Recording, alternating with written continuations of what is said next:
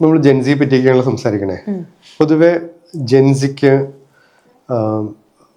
Political, അവരുടെ politics, അവര് generally അവര് ഈ കുറച്ചും കൂടെ ഒക്കെ ഒരു ലിബറൽ തിങ്കിങ് ഉള്ള ആൾക്കാരാണ്. അപ്പം personal freedom, naturally personal freedom, justice, അതൊക്കെ ഇമ്പോർട്ടൻ്റ് ആയിട്ട് കാണുന്ന ആളുകളാണെന്ന് എനിക്ക് തോന്നുന്നത്. How are they different politically?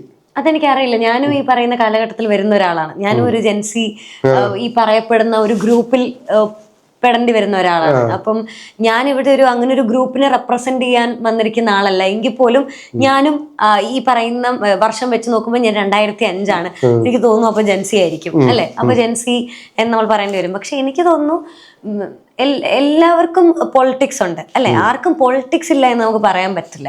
അത് നമ്മൾ ഉദ്ദേശിക്കുന്ന തരത്തിലുള്ള കക്ഷി രാഷ്ട്രീയമായിരിക്കില്ല. പക്ഷെ എല്ലാവർക്കും പൊളിറ്റിക്സ് ഉണ്ട്. ഇപ്പം ഞാൻ ഒറ്റയ്ക്കുള്ള ഒരു സമൂഹത്തിൽ എനിക്ക് പൊളിറ്റിക്സ് ആവശ്യമില്ല. പക്ഷെ ഞാനല്ലാതെ മറ്റൊരാളും കൂടെ അടങ്ങുന്ന ഒരു സമൂഹത്തിൽ അവിടെ പൊളിറ്റിക്സ് വരും. എന്റെ ഒപ്പം മറ്റൊരാളുണ്ട്. നമ്മൾ തമ്മിലുള്ള എക്കണോമി സെറ്റ് ആവണമെങ്കിൽ അവിടെ പൊളിറ്റിക്സ് വേണം. അങ്ങനെയുള്ള പൊളിറ്റിക്സ് എല്ലാ മനുഷ്യന്മാർക്കും ഉണ്ട്. പിന്നെ അവർക്കുണ്ട്, ജെൻസിക്കില്ല എന്ന് പറയാൻ പറ്റില്ല. അതനുസരിച്ചാണ് അവരും വളരെ നന്നായി ജീവിച്ചു പോകുന്ന, സ്വന്തം കാര്യങ്ങളെല്ലാം ചെയ്ത് വളരെ സക്സസ്ഫുള്ളി ജീവിച്ചു പോകുന്ന ആൾക്കാരാണ് എല്ലാവരും. അപ്പൊ ഒരിക്കലും അവർക്ക് അവരുടേതായ പൊളിറ്റിക്സ് ഇല്ല എന്ന് നമുക്ക് ഇവിടെ ഇരുന്ന് അഭിപ്രായപ്പെടാനോ അല്ലെങ്കിൽ മറ്റൊരാൾക്ക് അഭിപ്രായപ്പെടാനോ പറ്റില്ല. പലതരത്തിലും ആൾക്കാർ ഉദ്ദേശിക്കുന്ന പോലുള്ള, നേരത്തെ പറഞ്ഞ പോലെയുള്ള പൊളിറ്റിക്സ് ഉണ്ടാവോ ഇല്ലയോ എന്ന് എനിക്കറിയില്ല. അവരുടെ ചോയ്സ്.